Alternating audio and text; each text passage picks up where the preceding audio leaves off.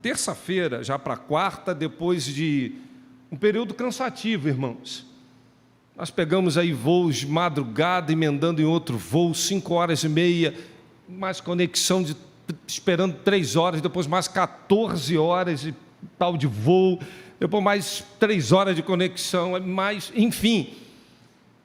Mas chegamos tão felizes e tão leves, por tudo quanto vimos e ouvimos nesses últimos tempos. A Márcia ficou maravilhada quando viu o Lucas depois de 2 anos. Foi um reencontro assim maravilhoso, sabe? Eu só lamentei a postura dela na hora que o filho foi embora, porque vocês sabem que ela chorou, né? Ela desmontou, irmãos. Eu fiquei firme porque eu sou valente. Eu fiquei ali, sabe, sustentando a família. Mas quando eu olhei para a irmã Márcia, irmãos, deu pena, tadinha. Ela estava assim, num estado difícil. E se não sou eu, irmãos, eu não sei o que seria dessa família nesse momento de despedida. Mas foi um momento muito especial. Eu queria partilhar isso com a minha igreja, dizer que nós passamos um momento ali muito prazeroso, uma programação muito intensa. Depois a gente vai compartilhar melhor até os momentos que ali tivemos em Alexandria, todo o processo ali, né, da Septuaginta, onde foi o local da tradução, tivemos na igreja do Lixão, uma igreja dentro de uma gruta, com a capacidade lá para 12.000 pessoas, a história daquela igreja é fantástica, onde ela foi criada, a gente vê a mão de Deus conduzindo aquilo tudo ali. Agora, irmãos, nós participamos de um retiro, está dando um pouquinho de eco aqui, nós participamos de um retiro no meio do deserto, no Egito. E nós vimos testemunhos fantásticos do que Deus está fazendo no meio do povo muçulmano. Nós vimos testemunhos de pastores, de vidas transformadas, do que o Senhor está fazendo nesse período pandêmico, e a gente observa que há um novo tempo de Deus por intermédio dessa pandemia. Nunca o mundo muçulmano fora tão abalado e tocado como eu percebi que está sendo agora. Já existe previsão da Europa ser a maioria, já aproximadamente daqui a 10, 12 anos, pelo islamismo, mas a gente tem visto o que Deus tem feito no meio daquele lugar, daquele território. A gente chorou muito, a gente se emocionou muito com tudo quanto vimos. E voltei com uma nova perspectiva, voltei com uma nova visão, voltei com uma nova pegada. Alguns vão dizer assim: pastor, o senhor tem chamado para trabalhar lá no mundo muçulmano? Não, irmãos, eu não tenho. Não tenho. Não tenho. Quem sabe a Meline, o Lucas, né? E aonde Deus enviar. O meu chamado é outro, mas é difícil a gente passar por um processo como aquele, e o sentimento que eu tive ao voltar para o Brasil é que nós estamos brincando de ser crente. Esse foi o meu sentimento.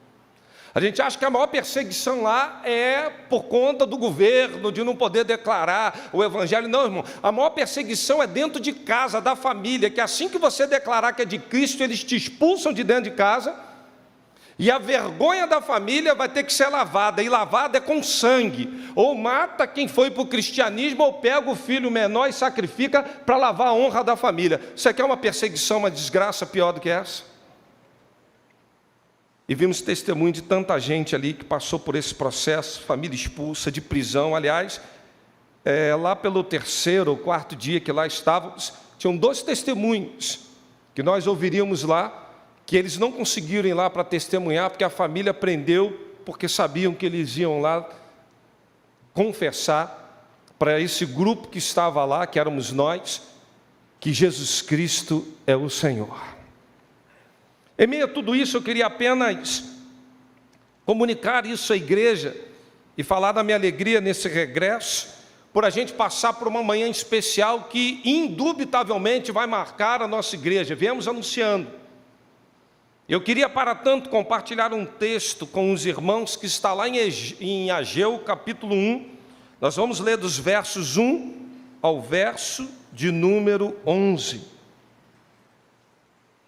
Eu queria fazer uma proclamação da palavra aqui de forma expositiva e tocando com os irmãos em alguns pontos aqui muito interessantes nesse texto de Ageu, capítulo 1. Nós vamos ler dos versos 11 em diante.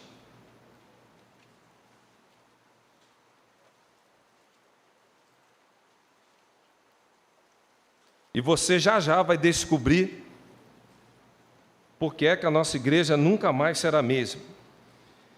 Diz assim então a palavra do Senhor: no ano segundo do rei Dario, no 6º mês, no primeiro dia do mês, veio a palavra do Senhor pelo ministério do profeta Ageu a Zorobabel, filho de Sealtiel, príncipe de Judá, e a Josué, filho de Josadaque, o sumo sacerdote, dizendo: assim fala o Senhor dos exércitos, dizendo: este povo diz, não veio ainda o tempo e o tempo em que a casa do Senhor deve ser edificada. Veio, pois, a palavra do Senhor pelo ministério do profeta Ageu, dizendo: é para vós o tempo de habitardes nas vossas casas estucadas, e esta casa há de ficar deserta? Ora, pois assim diz o Senhor dos exércitos: aplicai os vossos corações aos vossos caminhos. Semeais muito, colheis pouco. Comeis, mas não vos fartais. Bebeis, mas não vos saciais. Vestivos, mas ninguém se aquece. E o que recebe salário, recebe para pô-lo num saquetel furado.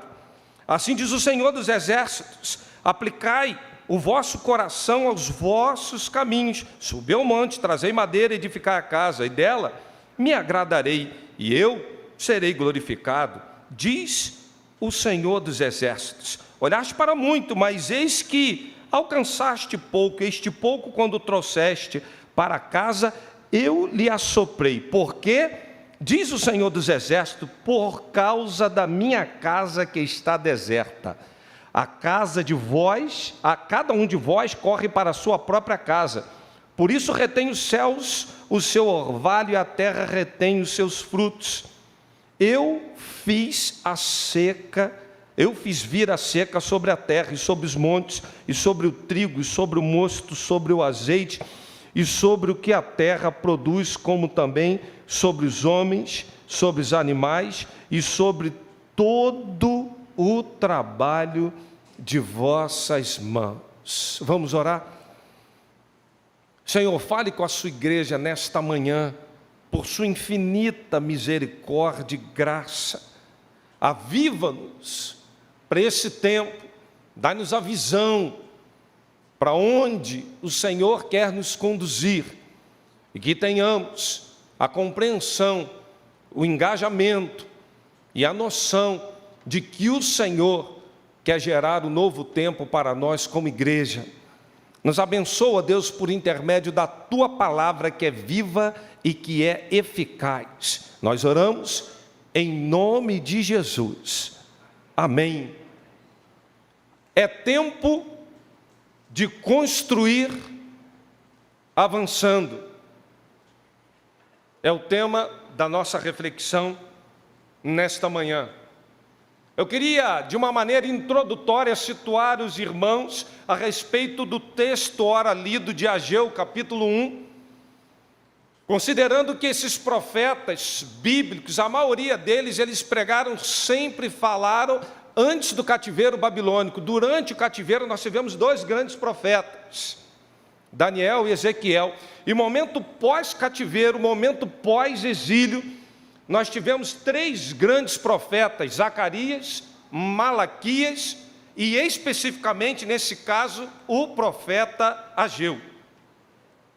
Ageu, ele vem num tempo que ele foi o precursor desse período pós-exílio, onde o povo tinha recebido uma palavra que era para voltar para Jerusalém e reconstruir o templo do Senhor, que havia sido saqueado, roubado. e mediante o rei Dario, o povo começa a caminhar e a prosperar com a bênção do próprio rei, que viu essa palavra, que deu todo tipo de suprimento, de proteção, e ainda devolveu tudo aquilo que havia sido roubado da casa de Deus, para que os judeus pudessem voltar para Jerusalém e, nesta oportunidade, reerguer aquele templo que estava completamente em ruínas. Se tivéssemos que falar um pouco mais sobre a vida do profeta Ageu, muito difícil. A Bíblia não nos dá indícios de família. Aliás, o ministério dele é relâmpago. Como sai do Oriente, se mostra no Ocidente. 4 meses de vida profética. Mas Ageu começa a falar então para um povo, para lembrá-lo, para despertá-lo e situá-lo a respeito daquilo que eles deviam fazer naquele momento tão especial, e qual era a obra, qual era o projeto que eles deveriam fazer: reconstruir toda a Jerusalém e o templo do Senhor. Se olharmos, irmãos, que momento delicado do povo de Israel, até porque o templo simbolizava aquele tempo a presença de Deus, o ajuntamento do povo e a motivação do culto. Ou seja, sem estar em Jerusalém, sem templo, o povo está disperso, o povo não sabe o que fazer, o povo está completamente desorientado. E a maneira como tudo sucedera pelos profetas que já vinham falando que isso aconteceria, foi algo muito trágico. 70 anos de cativeiro. E chegamos exatamente nos situando aonde está o texto. E o desafio do povo era reconstruir o templo. Mas o povo não consegue enxergar isso, sabe por quê? Em primeiro lugar, o povo começa a ver a dificuldade de recurso para poder reerguer aquele templo. Porque o templo anterior era um templo suntuoso, magnífico. Era um templo que as pessoas olhavam e ficavam maravilhadas. Eles olhavam para aquele templo anterior, olhavam para os recursos e diziam: não temos como, essa conta não fecha. A gente olha para aquela história que eu falei da igreja do lixão lá no Egito, já erguida em 1974, onde o povo que estava declarando Jesus Cristo como um Senhor, o governo não queria dar apoio, queria perseguir, não queria dar nada, até que falaram assim: nós vamos arrumar um lugarzinho para vocês. Sabe onde é? No meio de um lixão.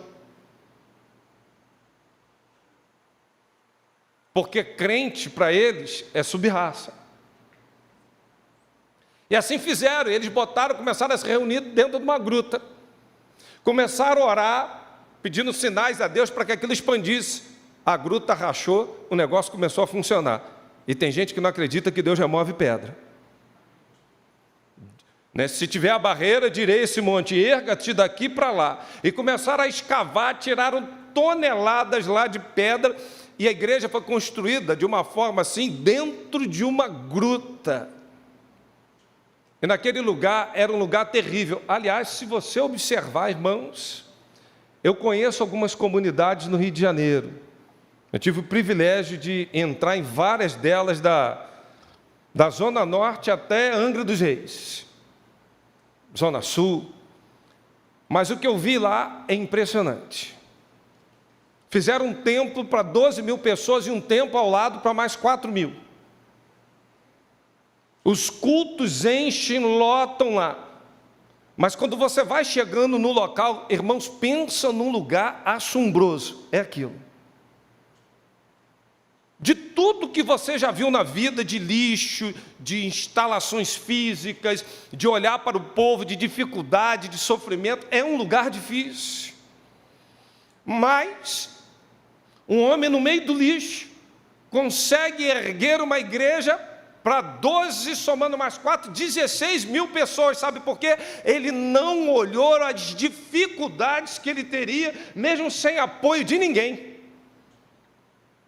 Ele seguiu a visão e conseguiu fazer aquilo lá para a glória do Senhor.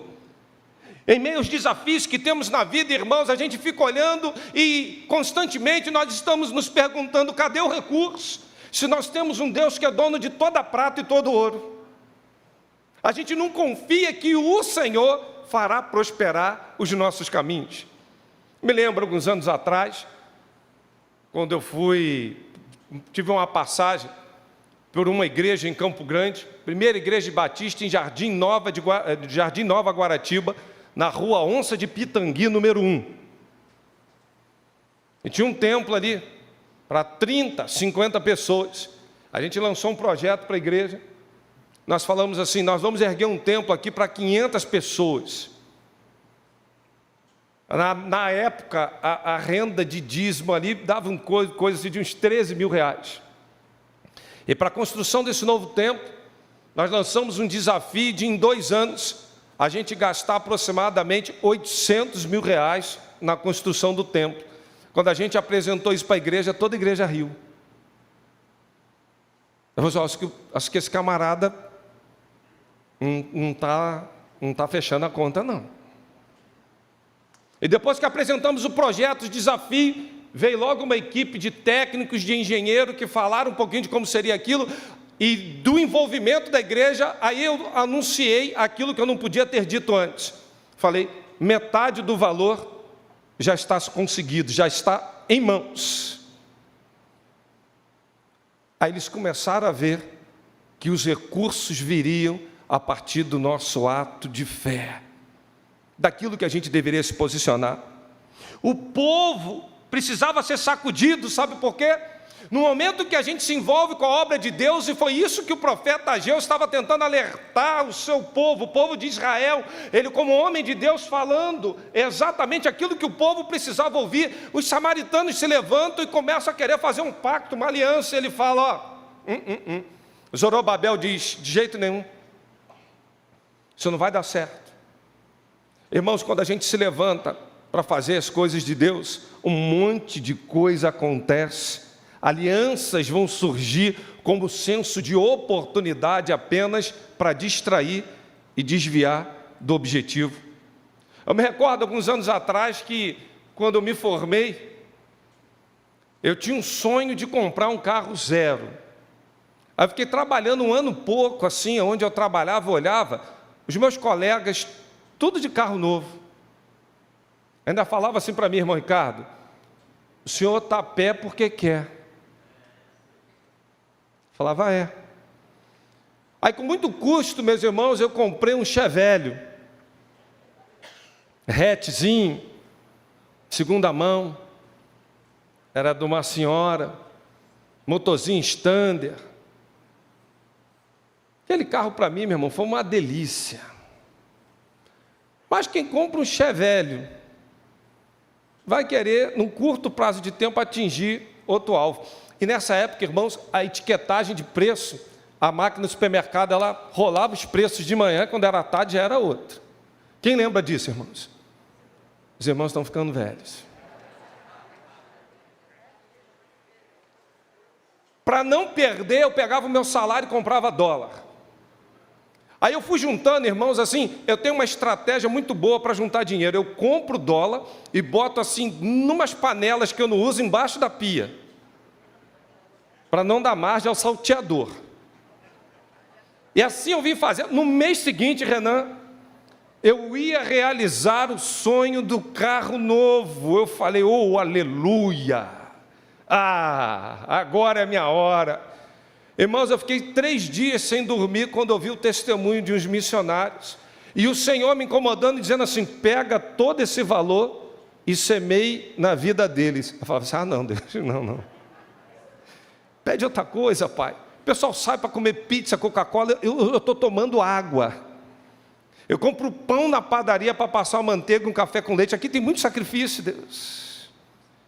3 dias, irmãos, até que eu cheguei a hora e falei assim, Senhor, eu entendi, eu falo que nada é meu, tudo é teu. Eu estou abrindo mão disso, Deus. Eu vou procurar o pastor, chamar esse casal, e eu vou semear isso. Assim eu fiz, irmãos, com liberalidade, depois de 3 dias de uma batalha mental incrível.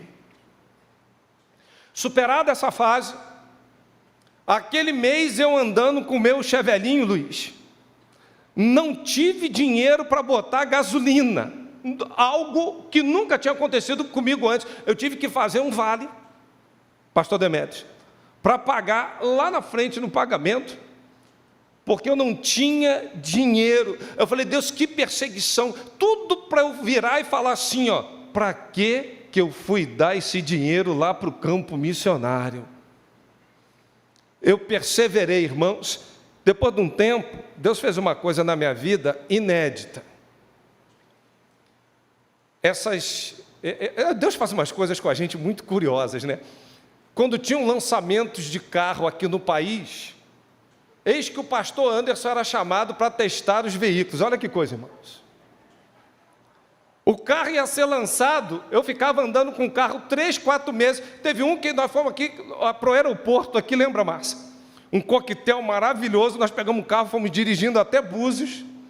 Chegamos lá, um hotel, um resort maravilhoso, passeio de Saveiro, final de semana, com tudo pago. Irmãos, que bênção!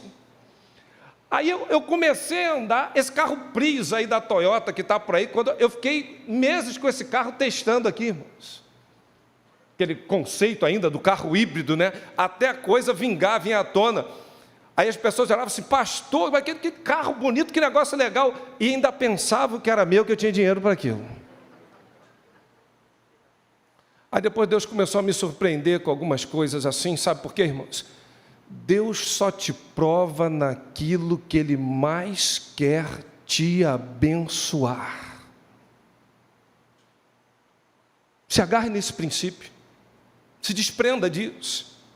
No decorrer da minha vida com Deus, eu sempre tive uma ligação, comprava, vendia carro, eu cheguei a fazer isso um bom tempo, depois eu abri um auto center trabalhando com carro, e Deus ainda exigiu de mim mais 2 carros como liberalidade, de eu ter que semear e doar para pessoas. Porque Deus só te prova naquilo que Ele mais quer te abençoar. É só não se conectar com aquilo que não pode, é só não se permitir inverter prioridades. Quando Deus fala, e eu sempre oro lá em casa e digo assim, Deus, tudo é teu. Ainda ontem tivemos aqui no apartamentinho, né, Márcia? Ali, bonitinho.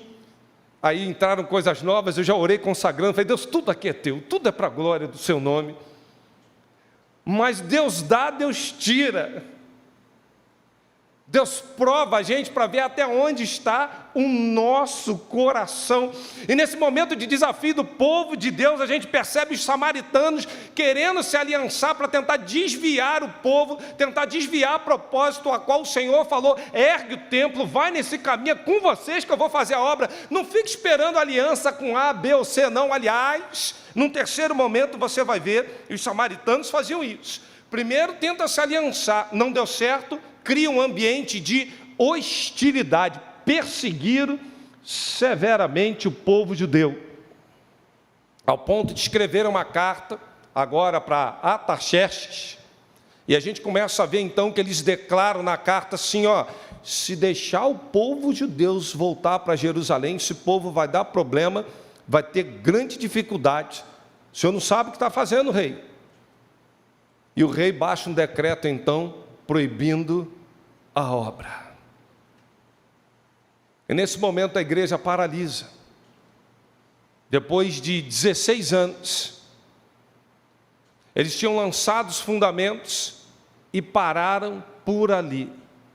Perderam a noção daquilo que deveria estar acontecendo na vida deles, até porque sabe qual era a convicção que aquele povo tinha? É que o soerguimento desse segundo templo ainda não era chegada a hora, houve uma interpretação errada, não tiveram o senso do Espírito. E quando nós lançamos desafios na igreja, há muita gente que é movida pelo sentimento de que a coisa não está certa, a prioridade está errada. Não é esse o tempo, não é essa a forma.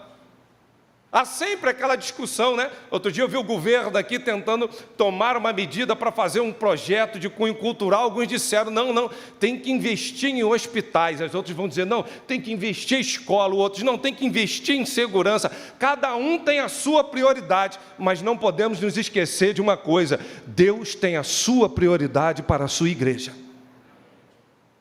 E não é Anderson, não é Ricardo, não é Pedro, não é João, não é Maria que vai dizer, é essa a prioridade. É o Senhor dos Exércitos.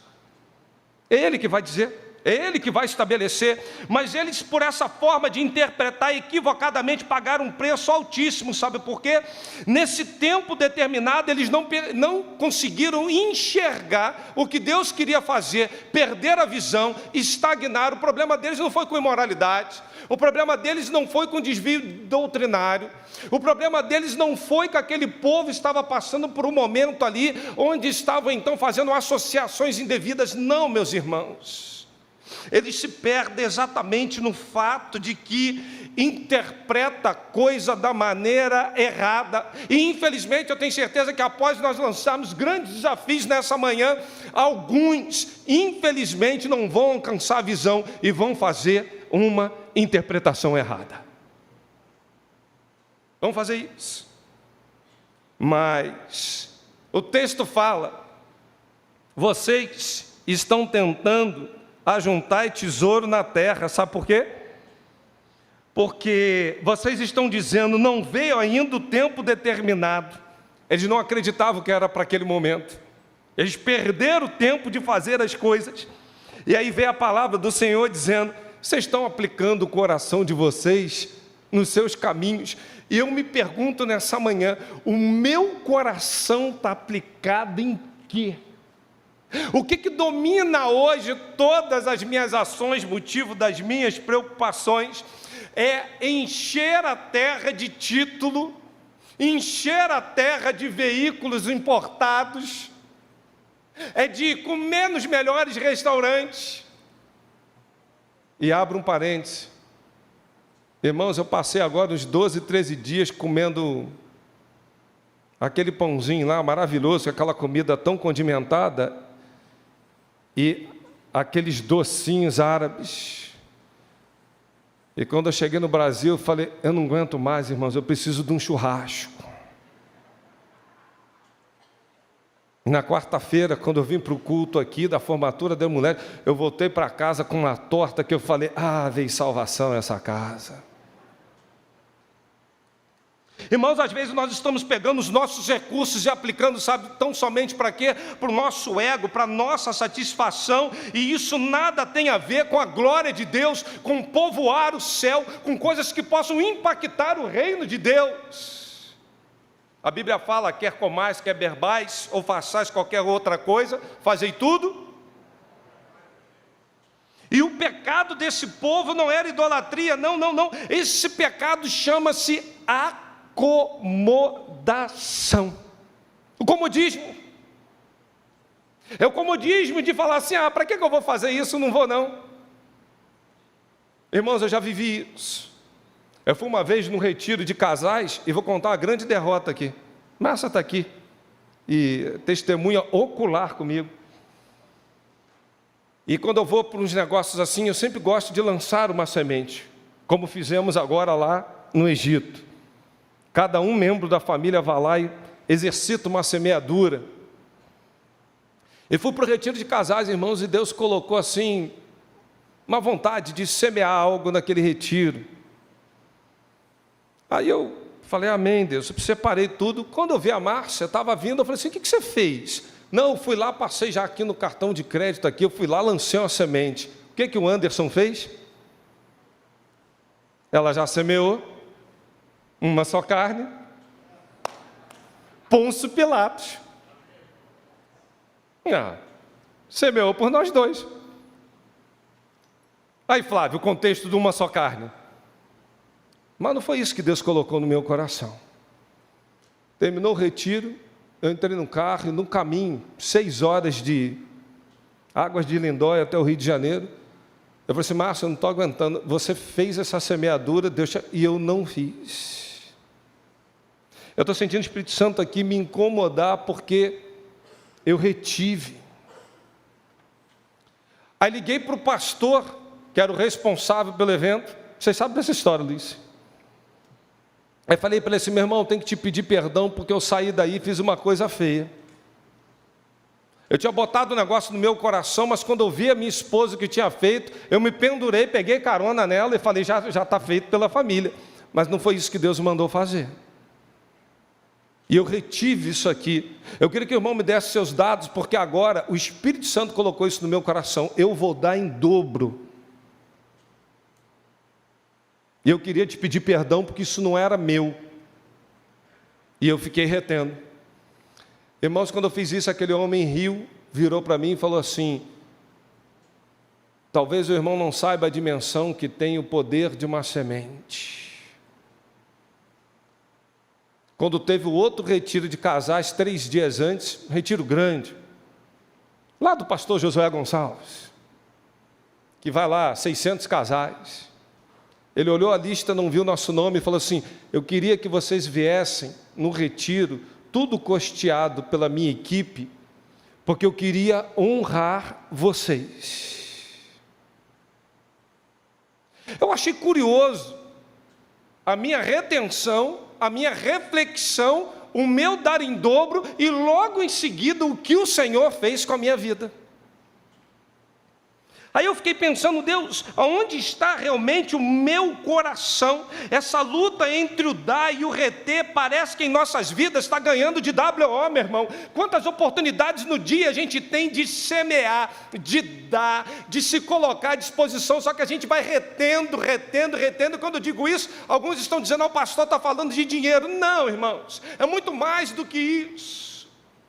É dedicar um tempo a alguém, é pregar o evangelho a um assessorista do elevador, é ir num caixa do supermercado e falar: tem solução, Jesus Cristo é o caminho, a verdade, é a vida. É investir um tempo em alguém, é só fazer uma estatística para ver se você não está perdendo de WO. Esses últimos 2 anos, quantas pessoas você trouxe para assistir um culto? Um culto, meu irmão. Faz a conta aí. Está difícil ou está fácil? Como é que está? Segunda pergunta: esses últimos 2 anos, quantas vidas você persuadiu para que se rendesse a Cristo Jesus? Não lembra? Uma, lá no início da pandemia. Eu estou afirmando para a igreja que nós estamos perdendo de lavada. Quer testar a nossa capacidade de dar, quer testar a nossa capacidade de entregar, quer testar a nossa capacidade de fazer aquilo que agrada ao Senhor. É só verificar os últimos tempos, diante de tantos links, quando que você compartilhou um sermão com alguém dizendo: Deus vai transformar a sua vida.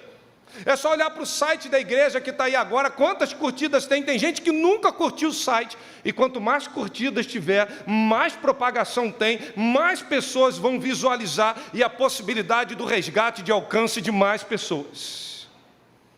Mas para curtir bobeira no WhatsApp, para curtir bobeira no Facebook, tem gente que tem a coragem de botar assim: agora no almoço eu vou comer arroz, feijão, ovo e batata. Aí o outro vai lá e curte.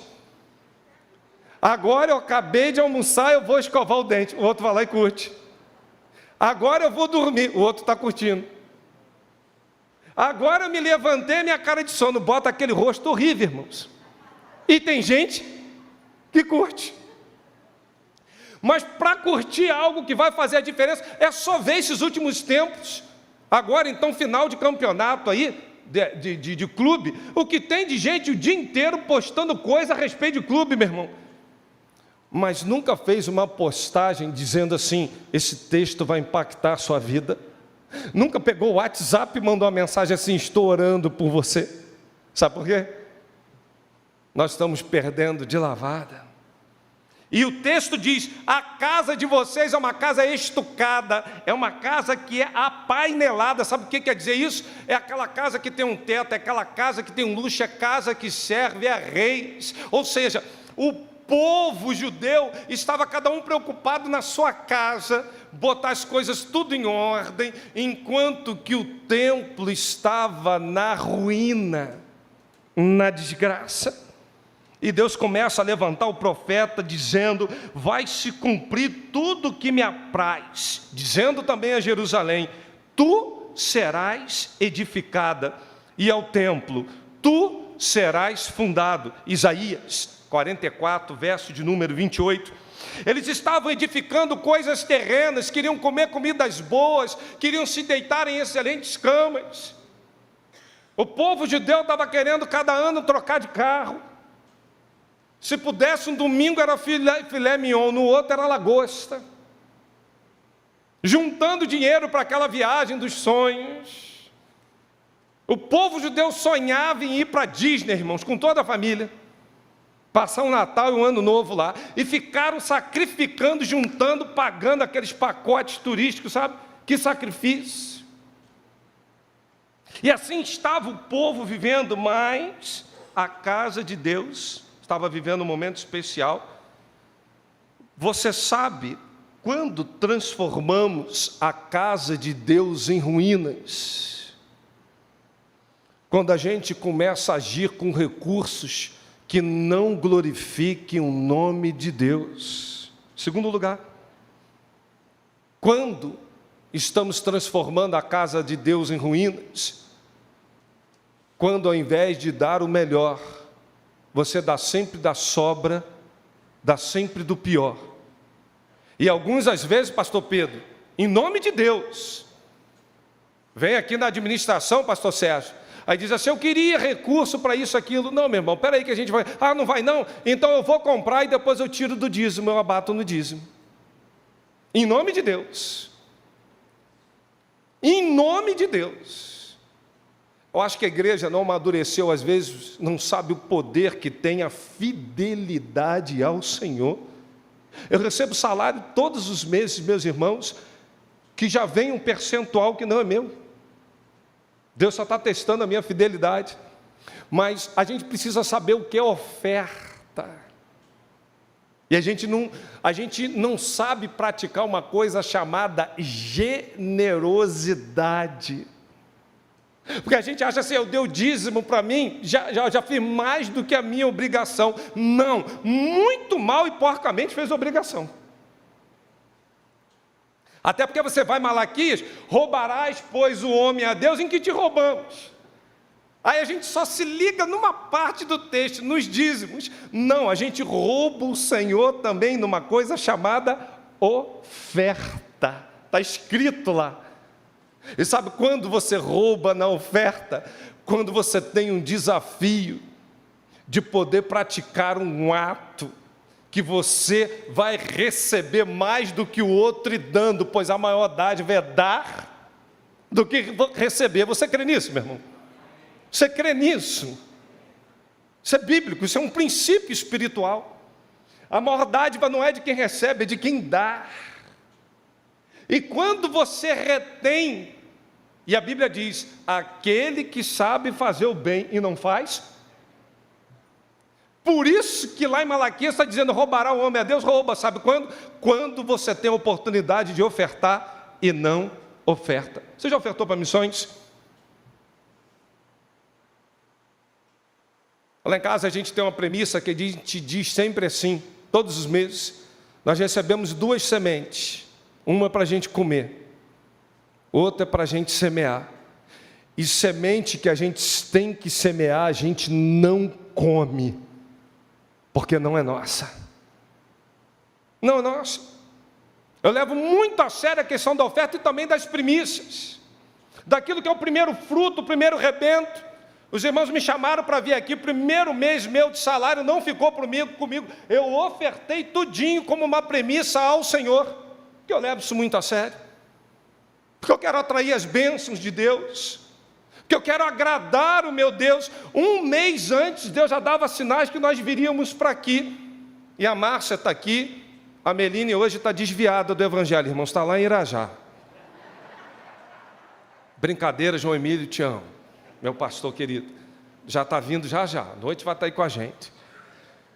Mas nós precisamos, meus irmãos, levar isso muito a sério. Um mês antes, a família reunida e o Lucas nos Estados Unidos, nós fizemos um pacto, esse primeiro salário que virá dali, porque Deus está falando que essa é a direção, não vamos ficar com R$1 dele, isso será oferecido ao Senhor.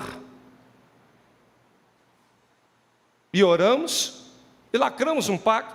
Eu queria já concluir, irmãos, já até me estendi bastante. Sabe por quê? A obediência gera bênção. Quando a gente faz aquilo que agrada ao Senhor, Eu fico me perguntando até que ponto eu estou fazendo coisas apenas para o meu deleite, para o meu conforto, até que ponto eu estou preocupado em povoar o céu. Por quê? Um princípio não é um sentimento. Não comparecer diante de Deus de mãos vazias. Isso é um princípio espiritual. É só você olhar a palavra de Deus, Deuteronômio 16, porém, não apareça de mãos vazias diante do Senhor. E eu fico olhando o Ricardo aqui, meu irmão, é domingo de manhã, domingo à noite, tem uma vez, ele levanta aqui toda vez e vai ali, nunca está de mão vazia. Nunca está de mão vazia. Está sempre preocupado em ofertar algo ao Senhor. Sabe por quê? Essa oferta, ela tem um cheiro suave ao Senhor. Mas pastor, precisa a gente fazer isso? Deus não habita em templo, nem em tendas feitas por mãos. Na verdade, o profeta já estava apontando para Jesus Cristo. Tinha um princípio para aquele tempo, mas o profeta fazia um anúncio escatológico. Por isso eles dizem assim, e eu quero concluir falando isso: vocês estão investindo mal. Sabe por que vocês estão investindo mal? Ele começa a falar: vocês semeiam muito, colhem pouco. Irmãos, negócio difícil é trabalho árduo e não vê fruto. Nós fomos pegar um carro novo que a igreja adquiriu, consagramos na sexta-feira. Mais uma vitória. Você pode dar um glória a Deus, meus irmãos? Aí fiquei pensando nesse ano, nos feitos do Senhor. Aí comecei a me emocionar. É muito trabalho, irmãos. Trabalho árduo. Mas quando a gente vê o frutificar, nossa alma se alegra. Quando a gente vê Deus conduzindo e os frutos gerados, ainda na quinta-feira, essa semana, eu acho que estão até conosco aqui, não vou citar nomes, eu recebi uma serva do Senhor no meu gabinete, que veio da Bahia, que não perde um culto nosso.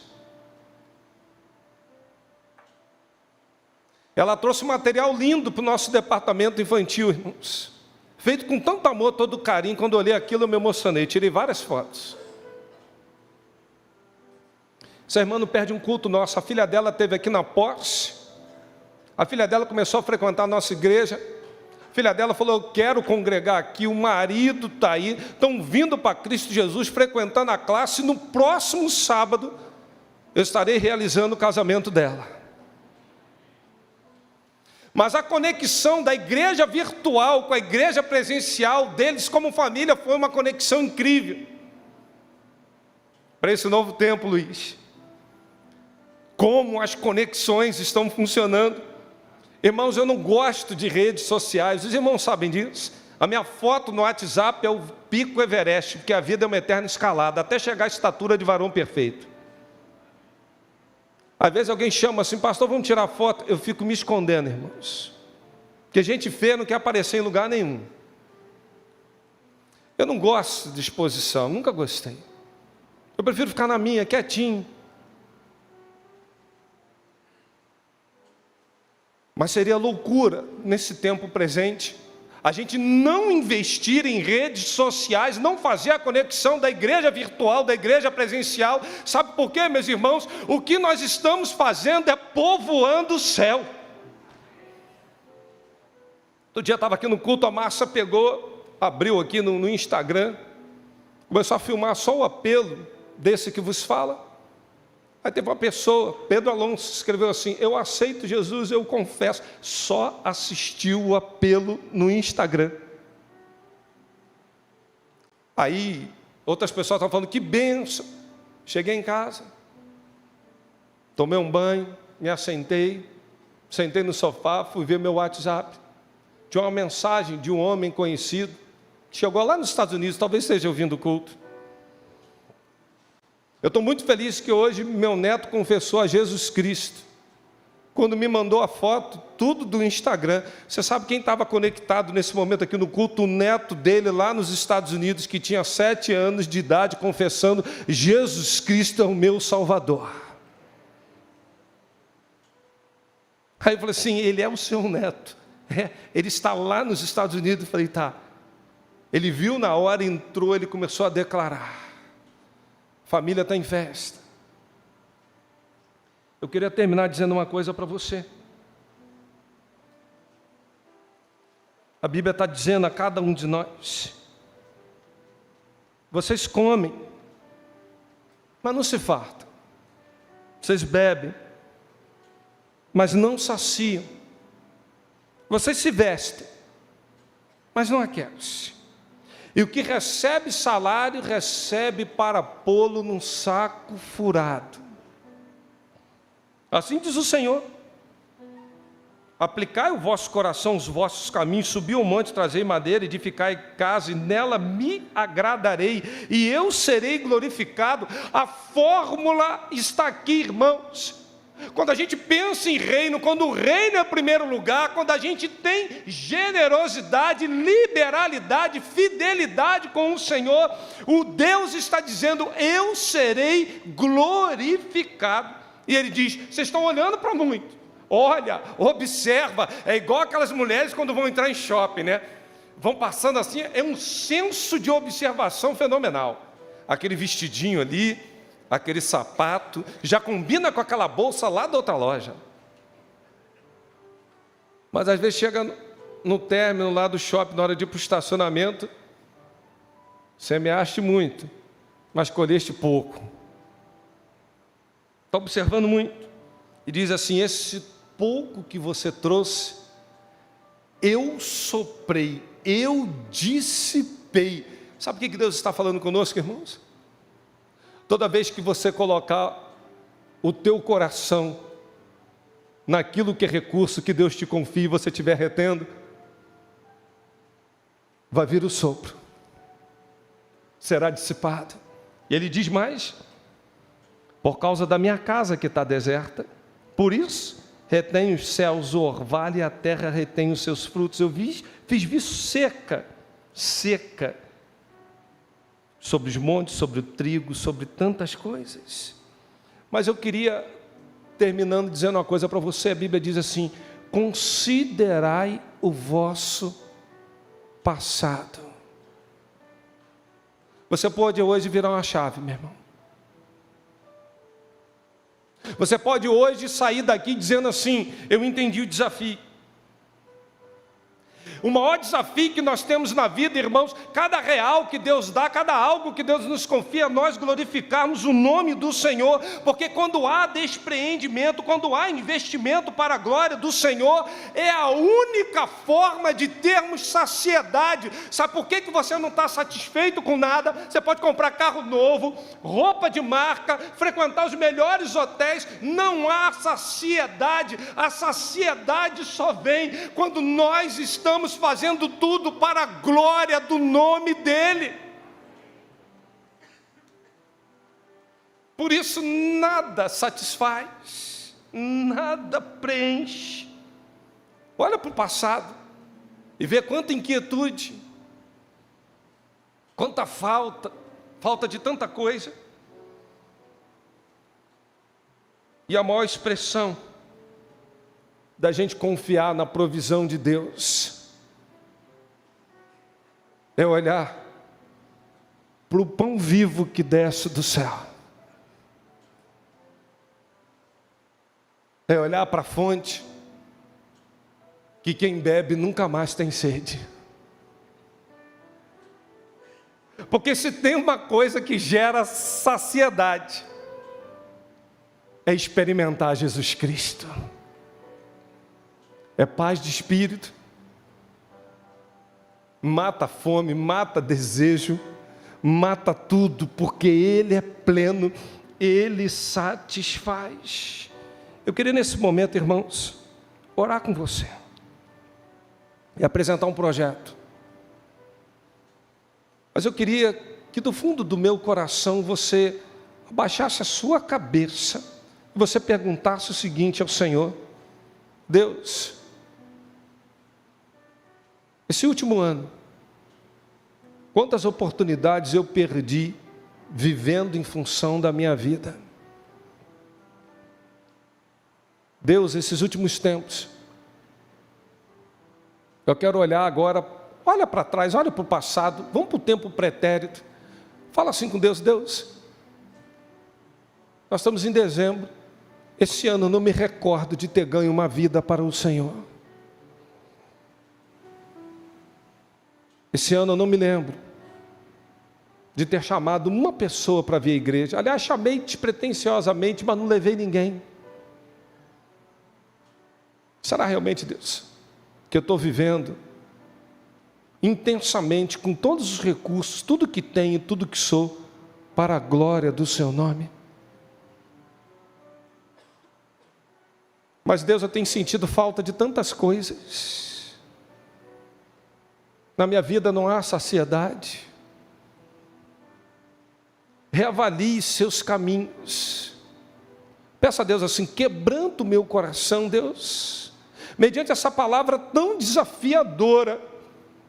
Eu quero nessa manhã, Deus, te dar o que eu nunca te dei, porque eu quero viver contigo, Deus, o que eu nunca vivi. Eu quero fazer uma coisa, Deus, que vai te impactar. Eu quero fazer uma coisa, Deus, para demonstrar o meu amor. Eu quero fazer uma coisa, Deus, para mostrar o quanto Tu és grande para mim.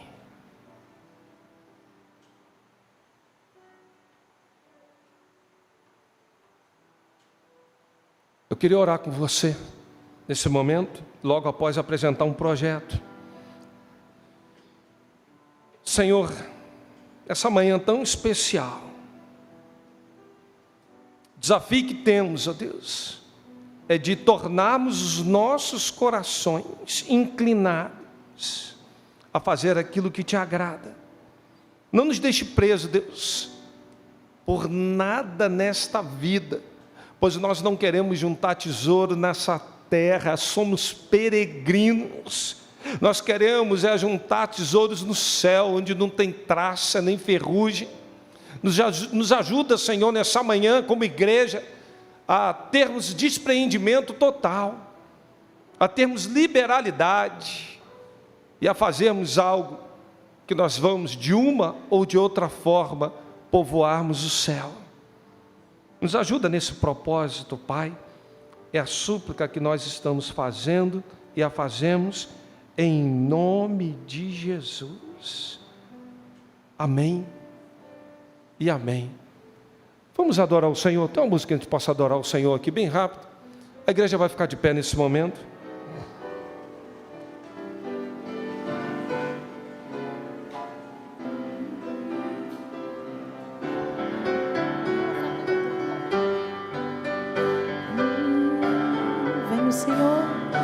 Vem o Senhor, minha vida.